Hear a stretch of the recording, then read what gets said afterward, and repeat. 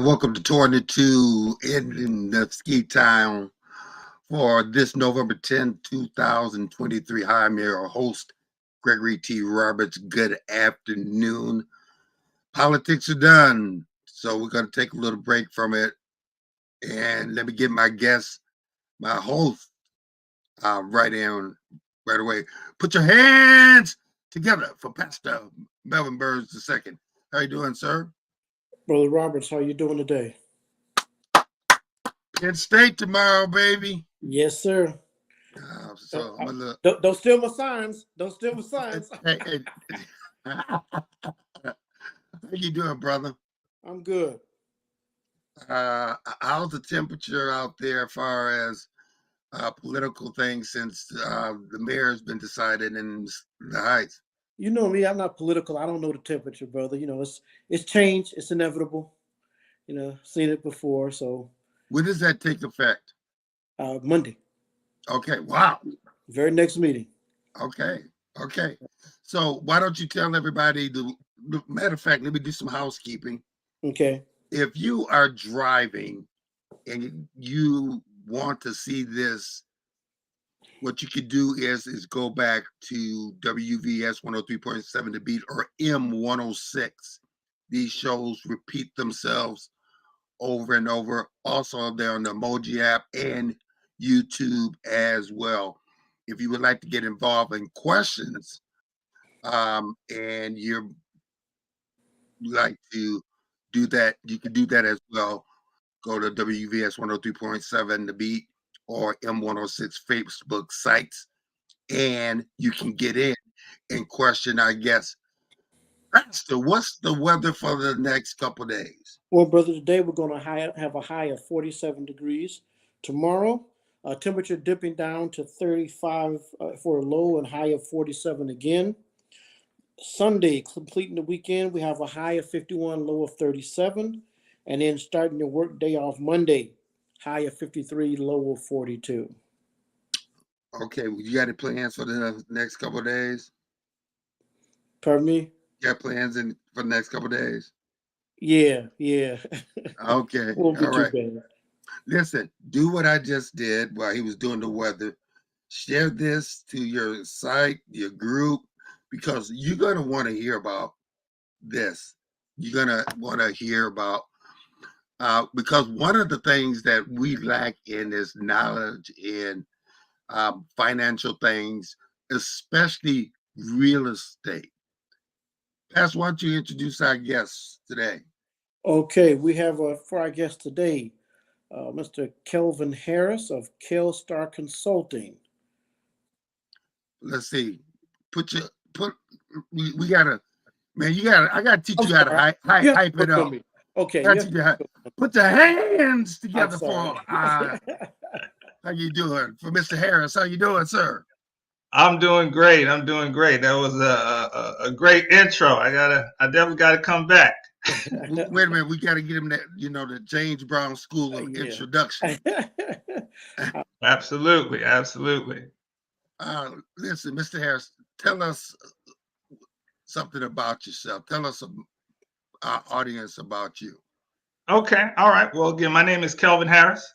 My company is Star Consulting. Star Consulting is a full service financial consulting, wealth strategy, and wealth advisory firm. I go by this very interesting title of integrated asset manager, which is a fancy term for, my job is to make sure that everything that you're doing from an investment, insurance, retirement perspective is everybody's singing off the same sheet of music. Everybody's rowing in the same direction. And too often, or more often than not, that's not the case, which, kind of hinders people from meeting their goals. So, big picture is I work with individuals and small business to make sure they understand how to make, keep, grow, protect, and then at some point transfer their wealth to the next generation. Okay. All right. We talked about this big thing about real estate and empowering people. let's start there. Can we start there? Yeah, we can start there. So a lot of my clients are real estate investors, and as a what I hope is a good advisor, I'm always looking for opportunities for them to maximize their return, looking for them to solve some of the problems that most people have, whether it's finding deals or whether it's acquiring proper financing.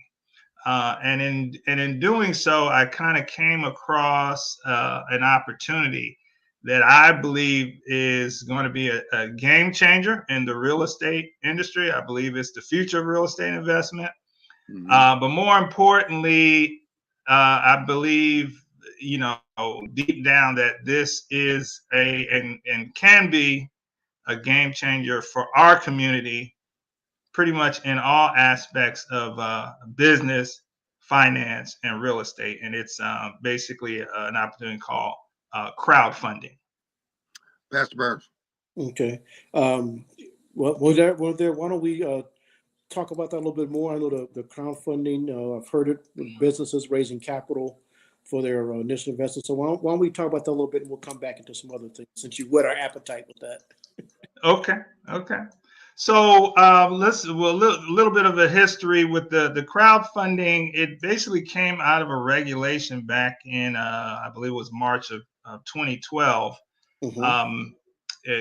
called regulation crowdfunding. And essentially, what was happening at the time is that I guess our government recognized that not a lot of Americans were having opportunities to get in on the ground floor of some of these really good, tech companies, small businesses, things like that.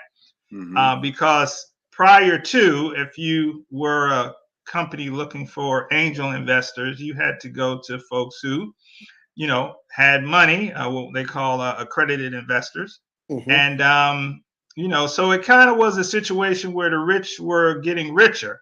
So again, back in 2012, under Obama, by the way, they felt the need to kind of change that. So they came up with the regulation crowdfunding, which is basically overseen by the SEC and FINRA, just as a way to kind of level the playing field in terms of folks being able to invest in, startup companies, but also real estate investment projects that, prior to they may not have had an opportunity to, but also real estate projects that could have significant impact in the community, or maybe it's just a real estate project that has a really good rate of return. And, like everybody else, you're trying to make, your money work for you. So now you have an opportunity to do that. So that was kind of the foundation of the regulation crowdfunding. So specifically, when we're looking at real estate opportunities, just to keep things simple, we refer to it as real estate crowdfunding. Okay. Let's put one thing to rest right now. What our listeners or people that are watching say that they don't have a lot of money to get involved in the game. Well, see, that's actually one of the biggest benefits to this whole real estate or regulation crowdfunding, because it actually creates what they call a more democratized form of investing. Like I said before, it was the rich getting richer. We've all seen Shark Tank and things like that. Hey, I want some money for my business. So you go to people who already have money. But, think of it like a GoFundMe for real estate, or a GoFundMe for, hey, I want to start I want to open up a let's say like a grocery store or something that's going to in the hood, that's going to address the fact that we have all these food deserts. It's really any ideal that you can come up with. Now you can go to the general public and say, hey, I have an idea. One, what do you think about this idea? And two, would you be willing to partner with me to bring this ideal to be a reality? And in so, you might only have $300, $400, $500, but if we have a crowd of people lending $300, $400, $500, we can make this situation happen. So at the lowest level, to me, that's the power of real estate crowdfunding, relegation crowdfunding, whatever you want to call it, because it allows at the grassroots people to come together, pool their resources, and support projects that they are passionate about and or projects that have an opportunity to be a force for change in our communities.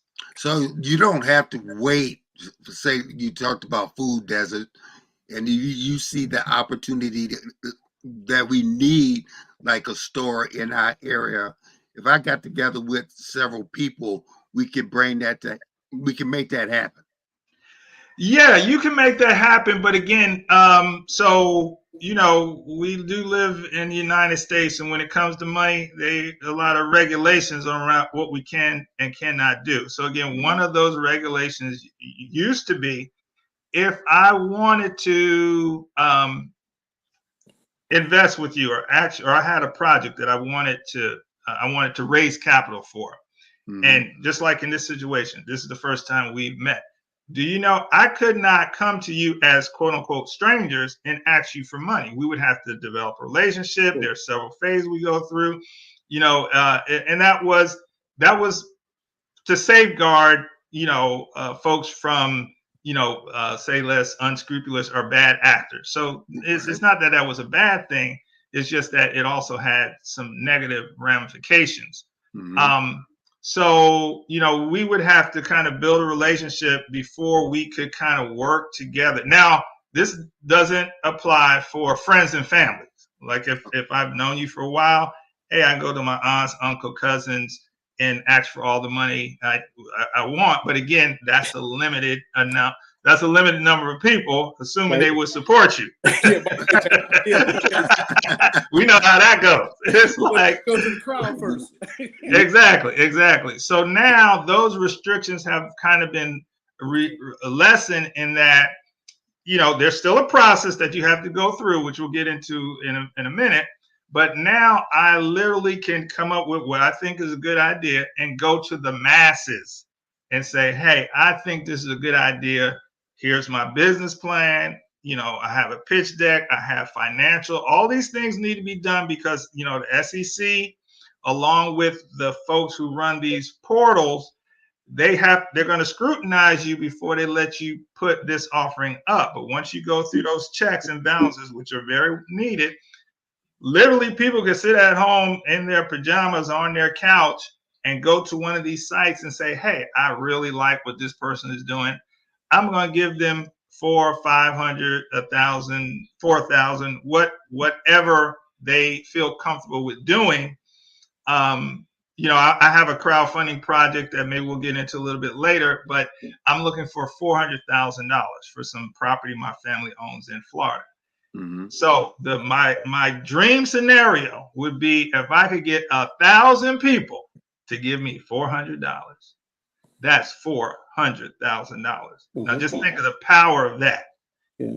Now what if that same 1,000 people invested in, we decided there were 3 or 4 or 5 other projects that we want this to happen in our neighborhood. We could literally finance these things ourselves, because once you get that amount of money, you could finance the rest. The problem has always been the either the hard money lenders or the bank. They want to know, you need some skin in the game. Well, we have skin in the game now, and it's the collective we that have the skin in the game. Speaking of the collective we, usually this is happening and have been happening with the rich getting, connected with another rich person, and the next thing you know, they own a casino. I mean, but this thing has been happening. This is nothing new. Yeah, what's interesting, it's been happening on that level for sure. Like I said, the rich get richer, and it's there. They have that club where they know, hey, if I'm opening up a a restaurant, a certain investor who like restaurants, but I'm going to these accredited investors, which are typically people who make over $200,000, who have an expectation of making over $200,000 a year for subsequent years, and or have $1 million in net worth. I'm sorry, $1 million net worth. So the government relaxed the rules for people like that because they think, well, seems like you kind of know how to deal with money. Mm-hmm. But again, I think they had their heart was in the right place because they didn't want folks who may not necessarily be savvy with money to get scammed. So even with the regulation crowdfunding, they put some constraints on it, meaning you cannot, put more than 10% of your annual income into a project. So if I make $100,000 a year, I'm not an accredited investor, but hey, I might find 5 or 6 projects that I want to support. I have a limit of $10,000. Not that you would do that, but then some.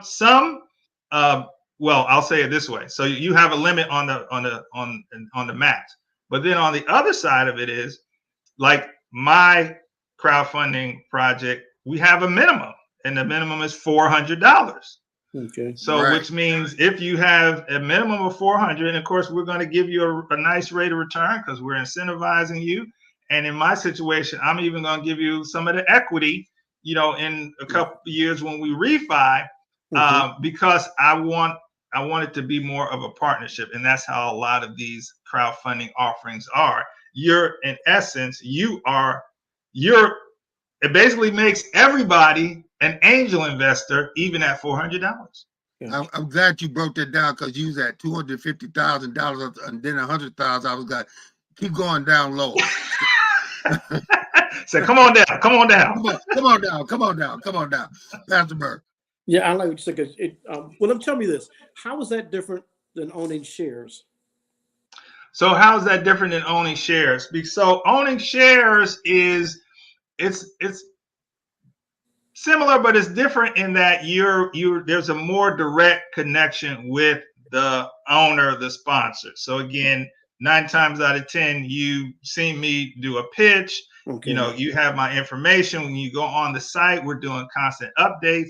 You can email me, and these are any sponsors. There's a more personal connection with that.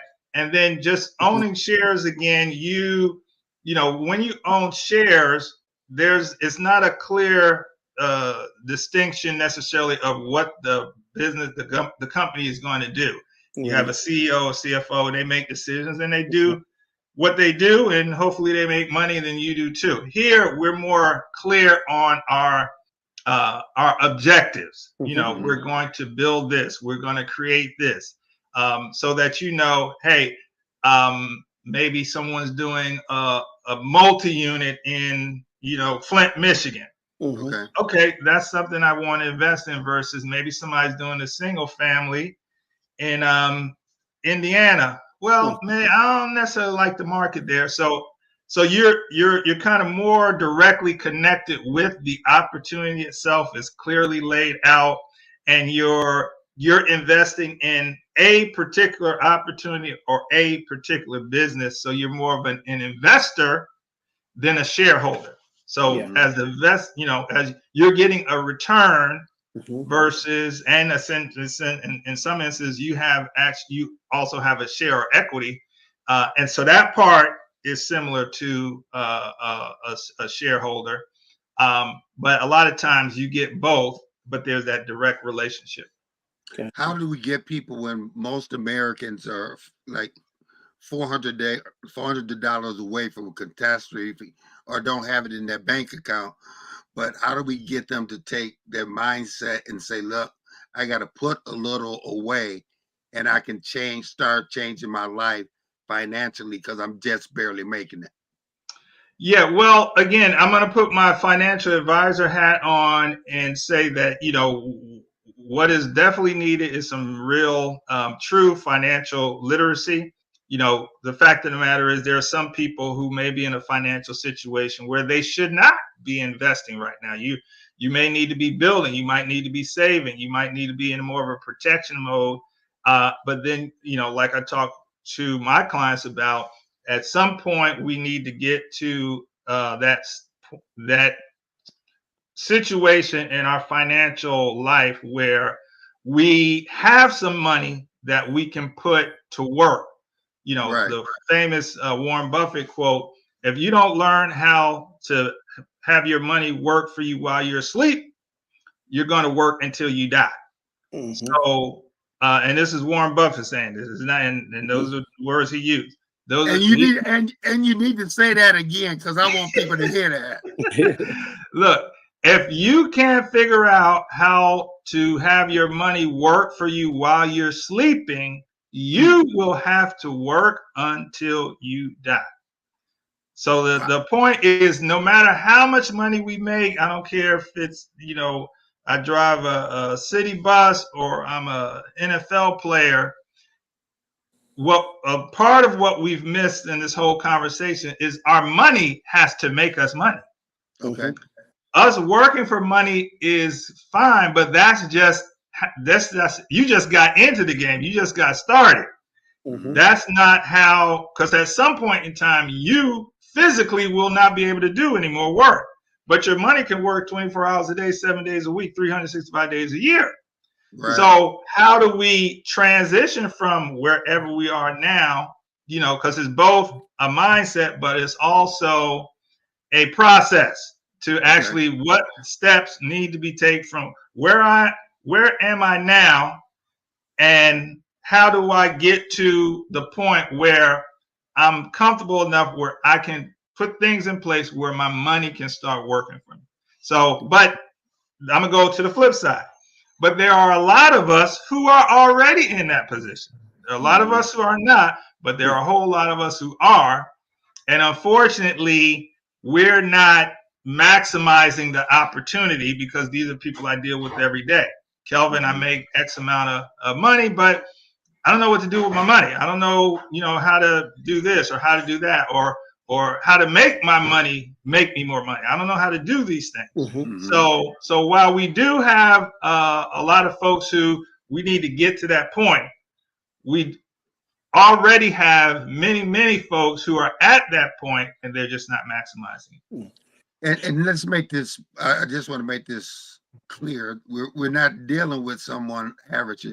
This is an author. This is a man that's been in the game for quite a long time. I'm looking at some of your investor highlights: a passive income, growth market, top economy, diversified revenue streams, 12% annual return. Some of the things that you write about. We're gonna have you on this show several times just to go through some of the things that you do. I think you're Jamaican. You got 12 hats on, but you're working. I'll take that. Yeah, I'll take that.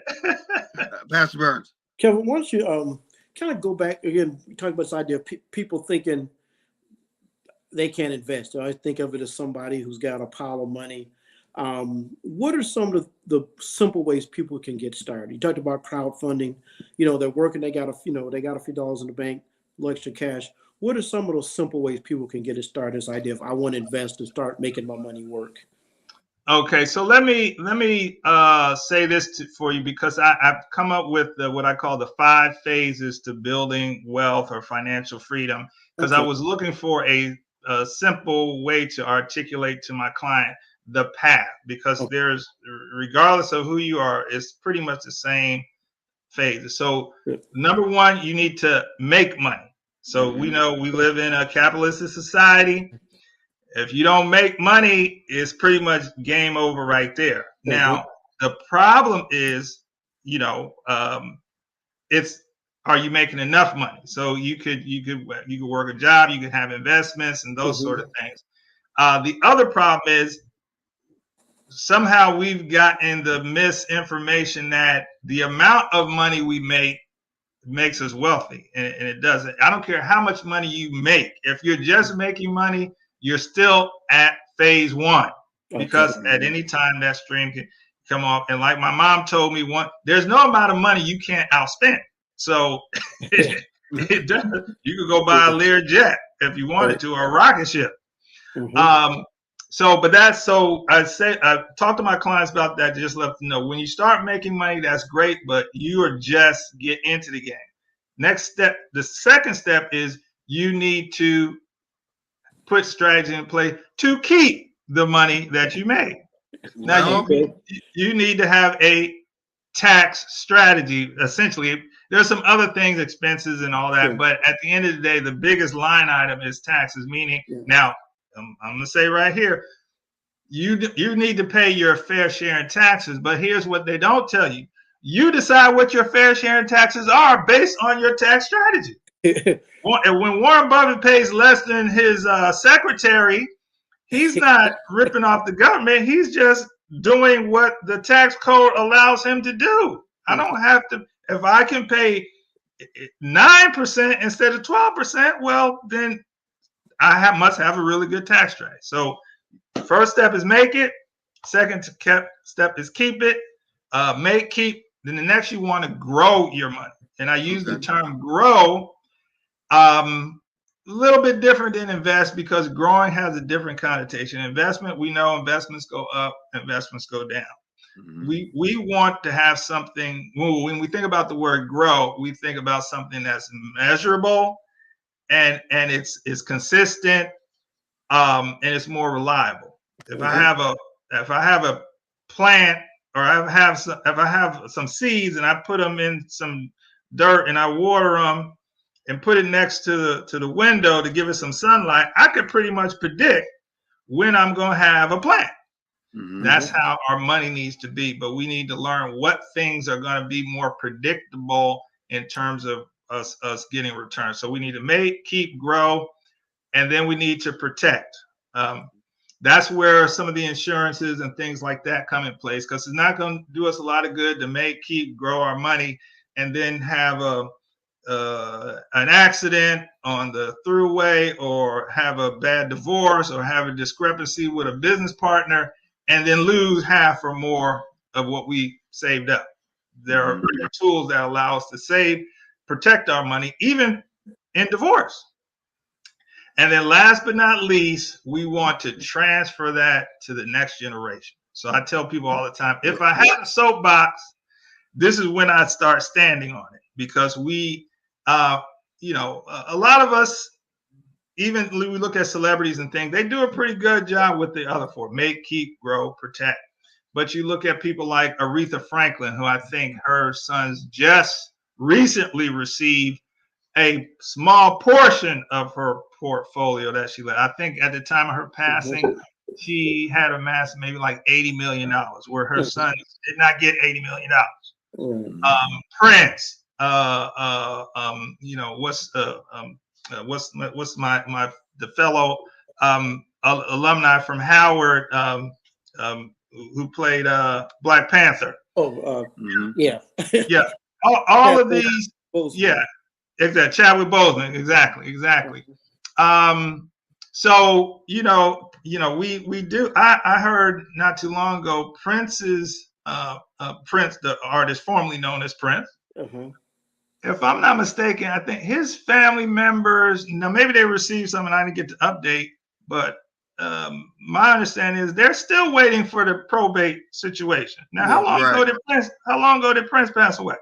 Yeah, it's been a while. Yeah, it's been a while. So, dispute, yeah. So that make, keep, grow, protect. So we need to put things in, legacy plans, trust, and things like that. Things that don't have to go through probate, so that money can go immediately to our family, so they can take it and start putting it to work to make more money for the next generation. So that was a kind of a long-winded answer, but so in other words, we need to make sure we're taking the right steps so that we're able to take advantage of these situations. Make enough money, look to reduce our taxes, save it, and now put some of that money to work. So until we do those sort of things, we're probably not really going to be in a good position to invest confidently and comfortably, because you still it's kind of like you don't have your financial house in order. So you might be making a lot of money and then out there investing and doing all kinds of things, and then boom, something happens, and now your whole house of cards comes down because you didn't build that foundation correctly. Yes. Wow, man, you spend so much. We gotta break it down here, because how do we? I mean, I know you just walked us through the steps, but we really want to empower our people. And there's some mindsets and some things that we have to come through. What are some of the negative things that we need to stay away from, and then what are the positive things that we need to head towards? Well, I think the negative things, which is probably not come as too much surprise, is the get rich quick and that sort of stuff. There are a lot of scams out there, and 9 times out of 10, not all the time, if the get rich quick is not really the way to do it.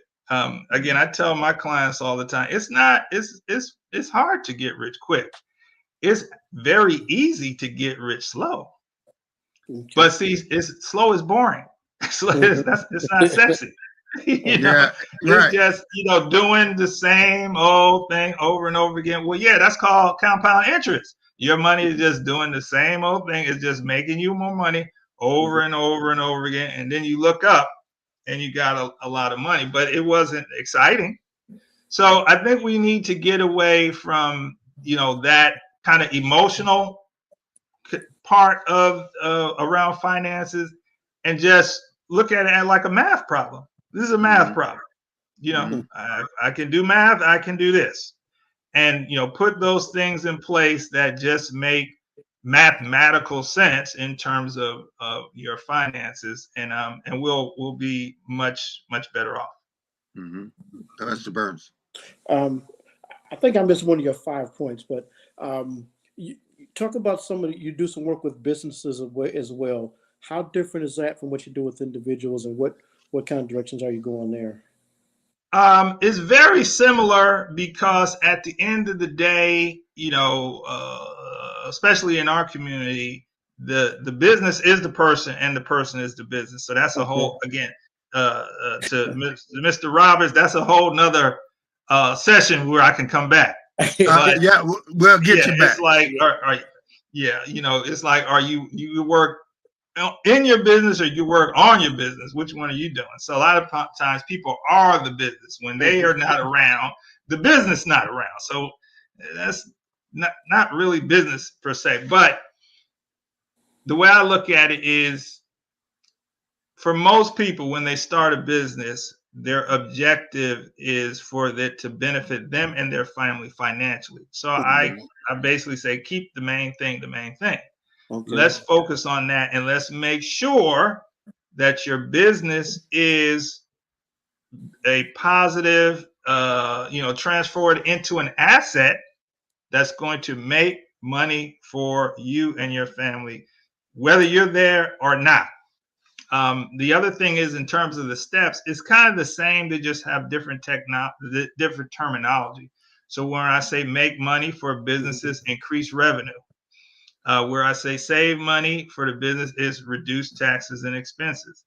It's the same sort of thing, the protection.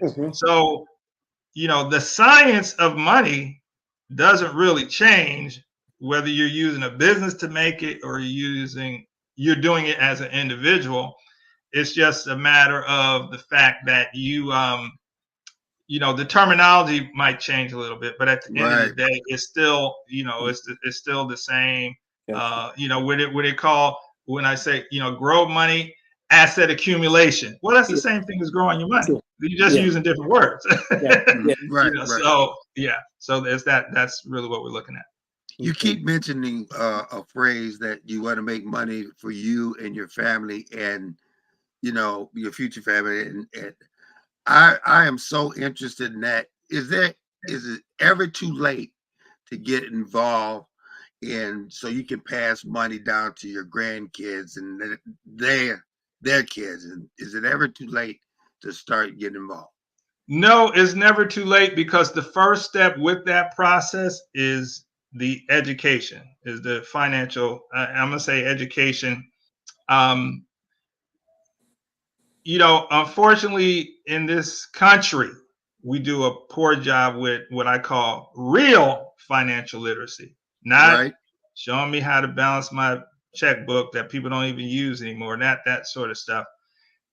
There's real financial literacy. So we don't do a real good job at that. So in order to, the reason why education is so important, because once you know, so let's say you learn some financial strategies late in life, and maybe you weren't able to implement it now, but if you embed those in your children, then they're still going to be successful. I tell people all the time now, one of the things that helped me is, now that I understand finances, I feel like at any time, whatever the situation is, if I were to lose whatever I had, I could build it right back, because I understand how money works. That's the first thing. Once we as a community understand how money works and understand how the system of money works in this country, then we can start to take off. So it's never too late, because you want to start with that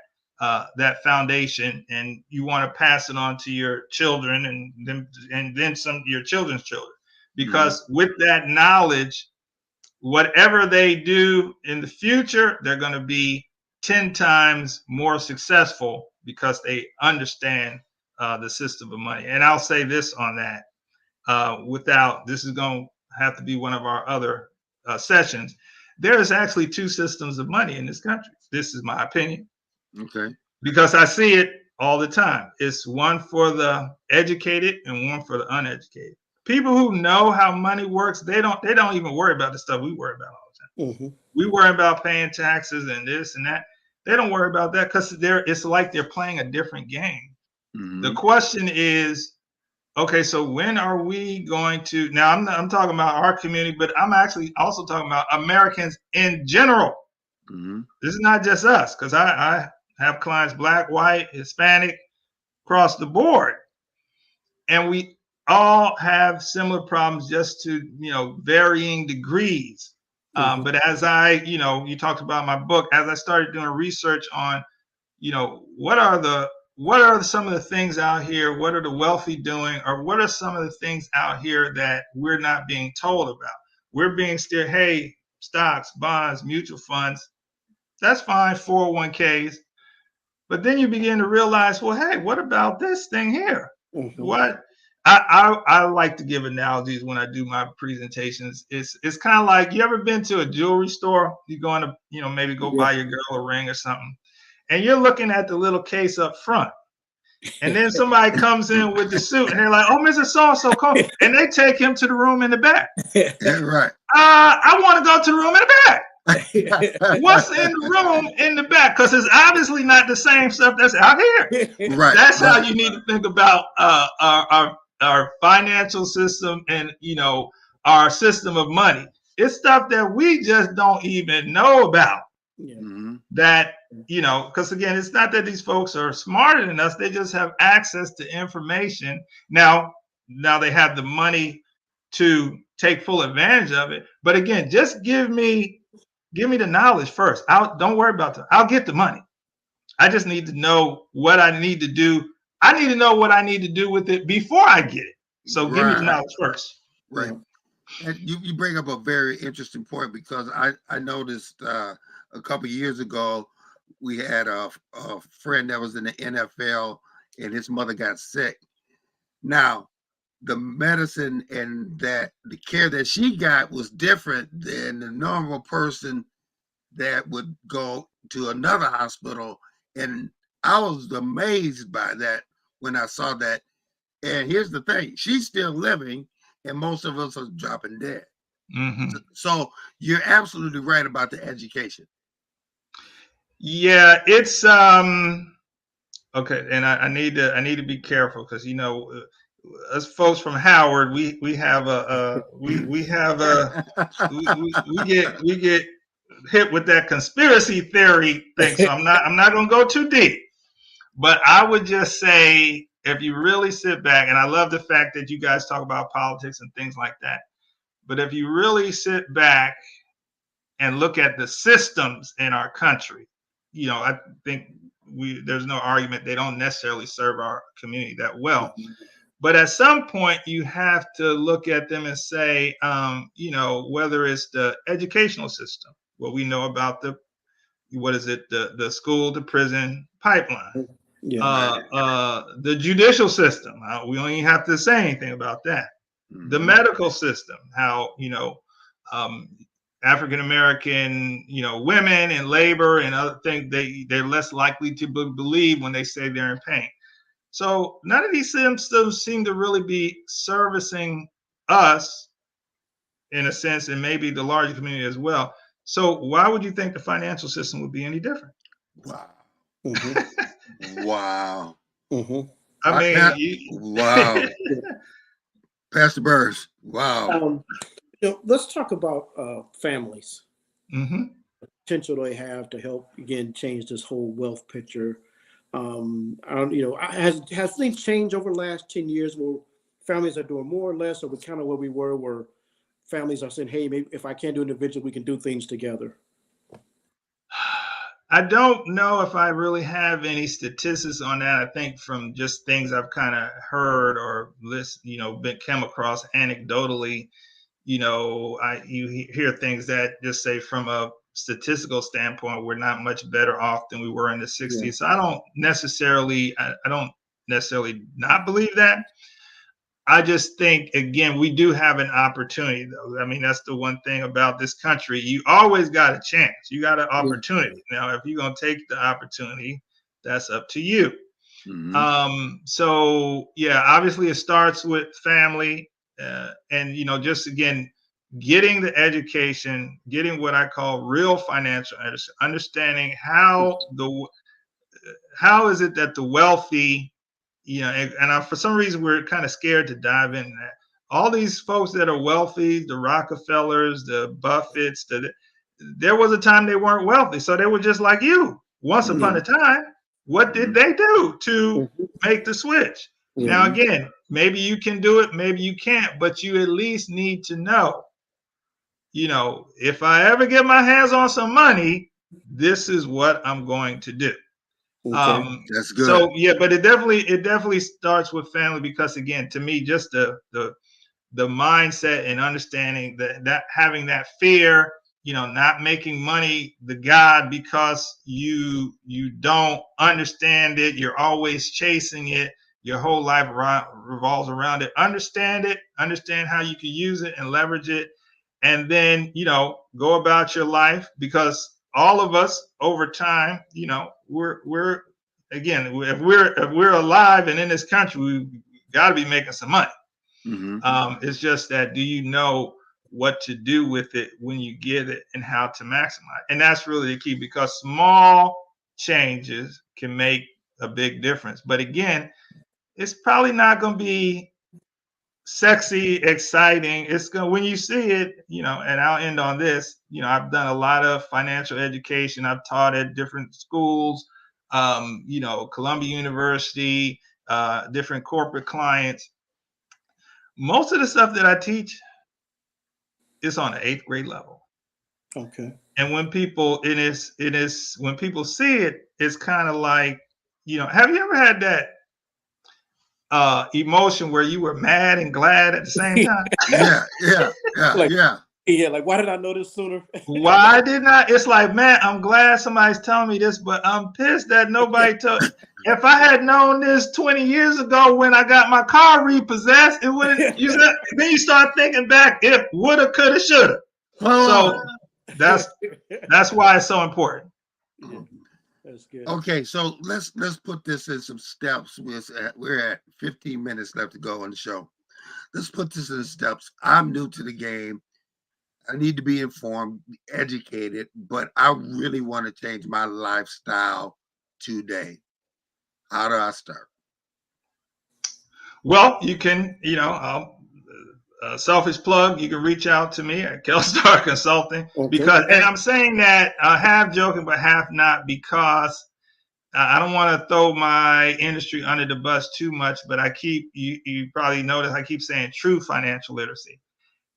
There's a lot of cookie cutter stuff out there. You go to I won't mention different names, but I'm sure the folks that are out there, and I'm not even blaming the people who work for them, because again, at a bigger level, you have corporations who have these financial institutions who are concerned about their bottom line more than they're concerned about yours. I'm not going to say they're not concerned about yours, but they're certainly not concerned about yours to the extent they're concerned about theirs.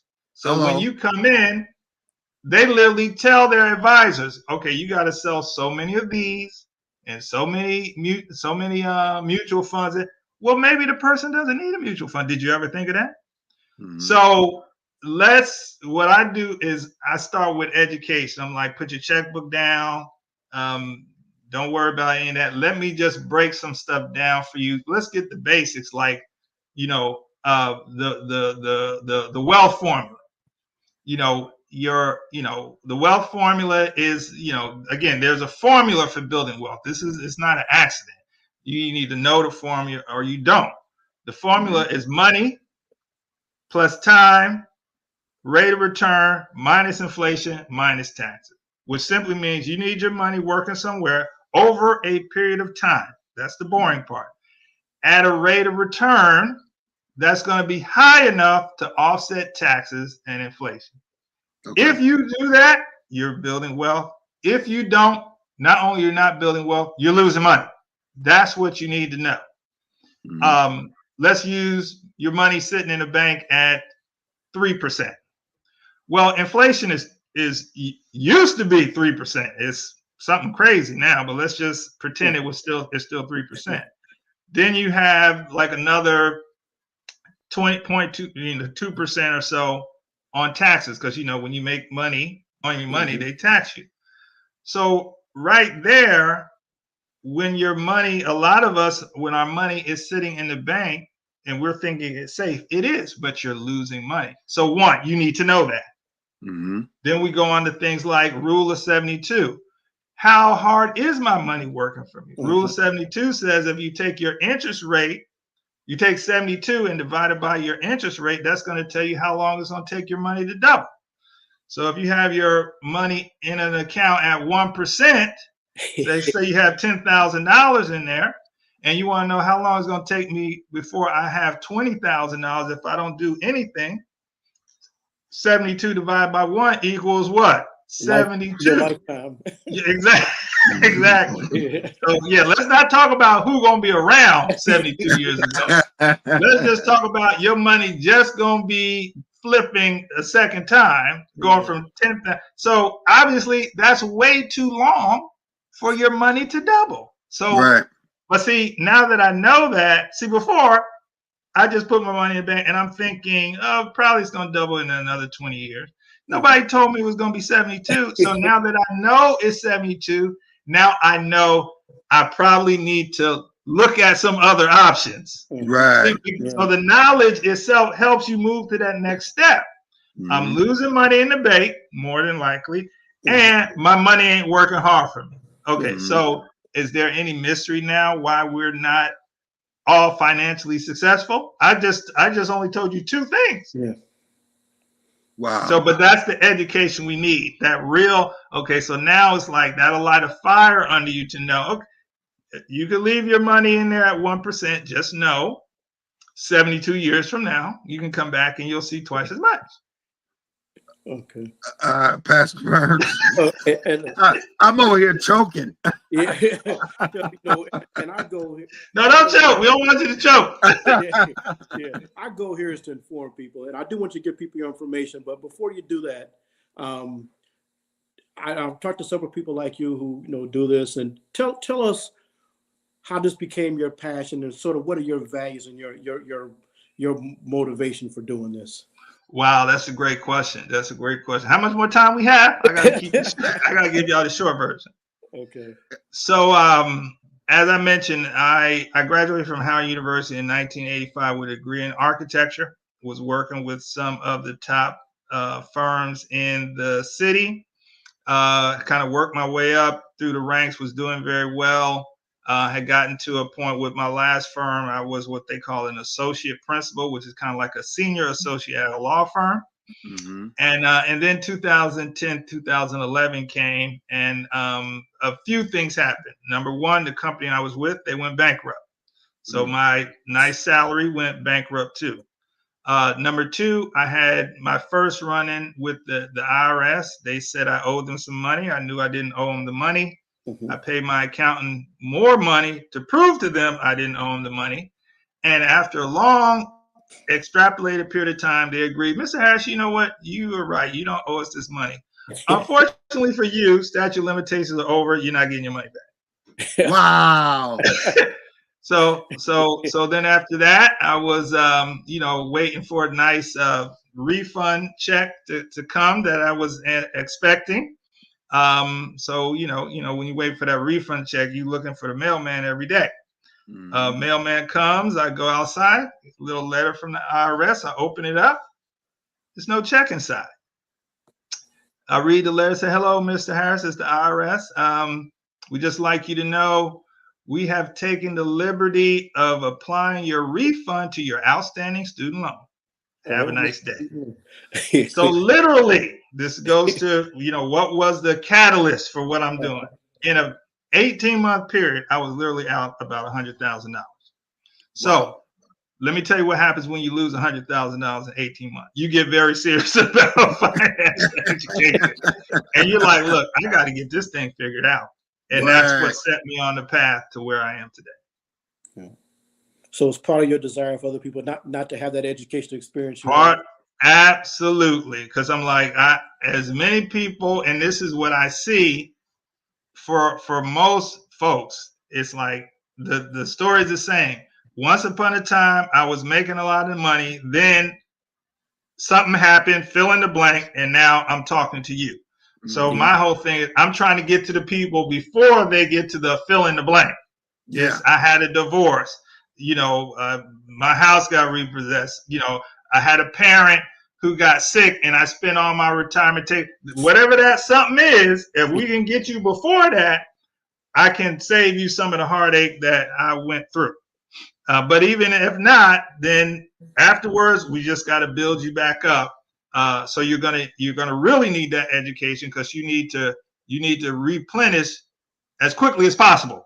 So you really need to be on a track and be very focused and being intentional about getting your finances together.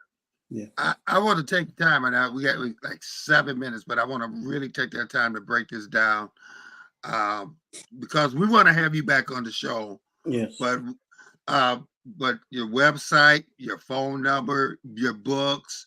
Hey, here's a chance to give that shameless plug because we want people to get out of that mentality and understand and get that education where they can start making money and have that generational wealth to pass on down. Absolutely. I'm in 100% agreement. So my website is www.kelstarconsulting.com. That's KELSTAR consulting.com.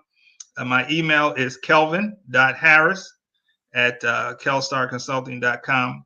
My book on Amazon, you can get it, in all forms, hard copy, ebook, as well as Audible, is The Secret Tax-Free Savings and Investing Strategies. I go into four of those things that is like, why did nobody tell us about these 4 things? Now there's more than 4, but that's my first book. I'm saving the rest for subsequent. But these are the 4 that if you start with these, you're on a good path, and then we can talk about others. I wanted to see if I could post my my crowdfunding offering. I'll just put it like this. You can go to, so Secure Living is the group that I'm working with that has the crowdfunding portal. So if you go to Secure Living, you'll see two opportunities up there. Mine is the one near Tallahassee that you can invest. Right now we're doing what's called, we're testing the waters. Mm-hmm. So we're not collecting any money. We're just kind of feeling out how interested people are. Like I said, I'm trying to raise about 400,000. We're a little bit over half of that in soft commitments. So you can make a commitment, and then in January we'll actually start collecting money. So Secure Living, the site is Secure Living REIs, RER being real estate investment, real estate investment, securelivingrei.com. And then you can just go /offerings, and you can see that project. And, I encourage everyone who can, and who can, who's willing to support, just make a commitment. If you're not able to, contact me. Let me work with you on your finances to get you to a place where you can do, future offerings and take advantage of future investment opportunities. We couldn't write fast enough trying to get all that information, but we'll just watch the show again, because the thing that you hit on is that a couple things, that it's all about educating yourself. Things take time. We want that bling now. We want that lotto money now. Right. But it comes with education, time, and other things. But we have to start somewhere, and that's the important. You have to start somewhere. Yeah. We have to start somewhere. Yeah, absolutely. Yeah. If people are listening, or if you check in the comment and the chat section, you'll see both the webpage and the Secure Living for the crowdfunding. If you watch it later on, when you run this, look in the comment section, and you'll see the information for Mr. Harris. So we're gonna make sure that this information gets out to you. Mr. Harris, can we have you back on? Because we didn't even touch we didn't touch the surface of all the stuff that we need to do, education, to educate our people.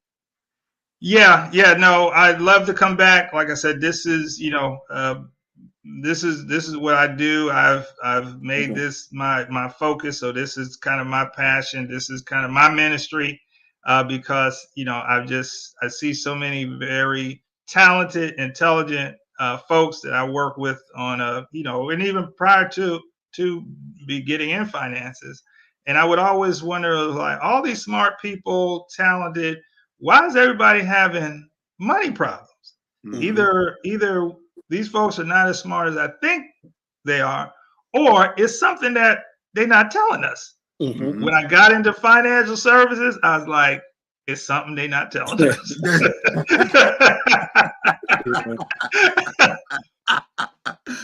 All right. Ms. Harris, any last things you would like to say before we end the show?